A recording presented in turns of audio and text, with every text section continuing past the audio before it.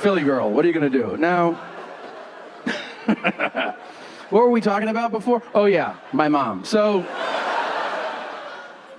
here's how I stopped arguing with her. I hope if you're in a similar situation with a parent, you have an epiphany the way I did. Here's the circumstance, right? She calls me late last year. There were fires in LA. And she goes, Tommy. She's not local, if you don't know yet. If you're like, why does she talk so fucking weird? She's from South America, Peru, to be specific, okay? So she calls me, and she goes, Tommy. And I go, yeah. She goes, the fires, they are bad? And I go, yeah. Usually they're good, but this is a bad one. And she goes, people are dying? I go, if they're in the fire, yeah. It's fire. And she lives in Florida, so she goes, you have fires, we have hurricanes. People are dying everywhere.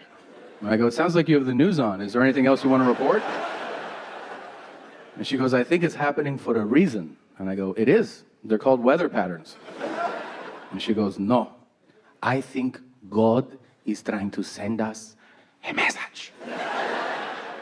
That's what I go. I go, what's the message? She goes, I think he's trying to tell us to be better people.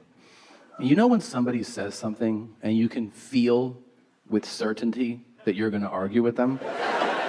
Like as words leave their lips, you're like, I'm going to light you up pretty hard. I could feel seething anger growing, and I could hear my own argument in my head. I could hear my own voice say, you mean to tell me that our all-knowing and all-loving and all-present God is setting people on fire and drowning them in hurricanes so that we hug more? This is the stupidest shit I have ever heard in my entire life.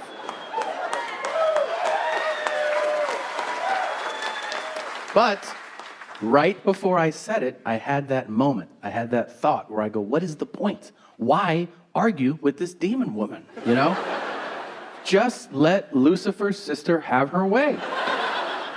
You're not going to change her mind. So for the first time in my life, I took a deep breath and I just went, yeah, I can see why he would do that. Hope he stops killing us. And she knew. She goes, what? I go, you make a good point. And she goes, why are you doing this?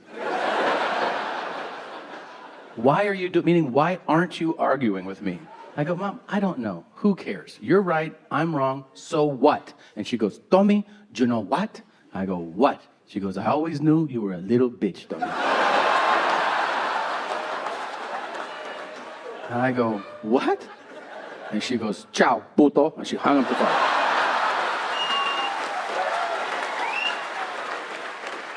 That's my mother. Okay, here's how I got her back. It's pretty fun. I never curse her out. As much as I say crazy, I never curse her. Even if I'm really mad, I can't do like, fuck you. I can't do it. It doesn't sit right. I prefer psychological warfare, you know? Yeah. I like knowing that I can ask my mother a question and the mere mention of that question might terrorize her mind for years to come. So I decided I would ruin one of her days. So I chose Christmas. So here's what I did, okay? Christmas morning, my parents and their 5 dogs are at my house. My mother is in a fantastic mood, okay? She is a Latina woman on Christmas morning.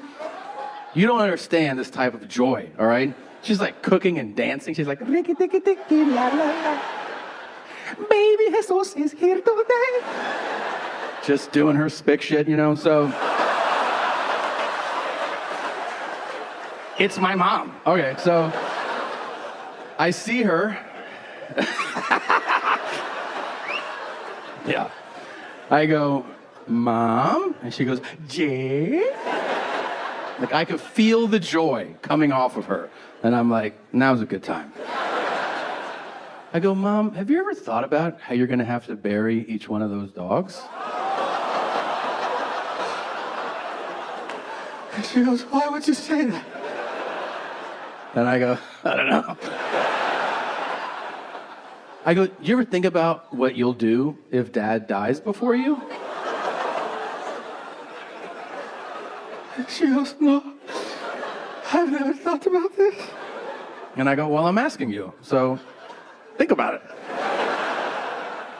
And she goes, I would pray and I would hope to die the same day.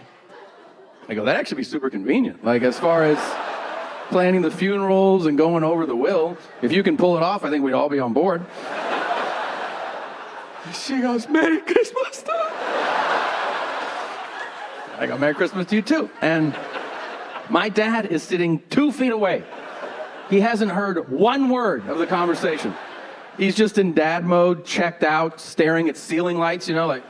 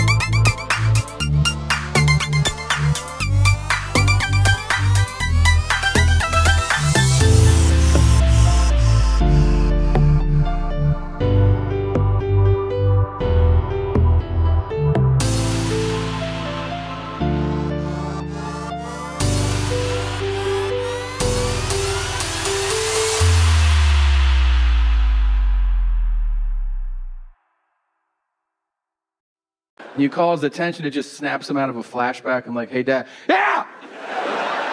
Jesus. I asked him the same thing. I go, hey, man, have you ever thought about what you do if Mom dies before you? And he goes, I like blondes and I like big tits, buddy.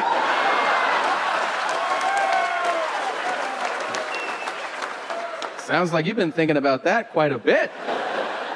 And he goes, every night, pal.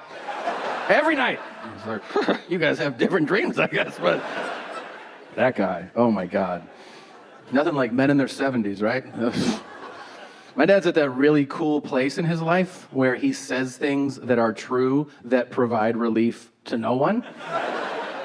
Like this week, I call him up and I'm like, what's up? He goes, gays don't bother me. And I was like, that's good.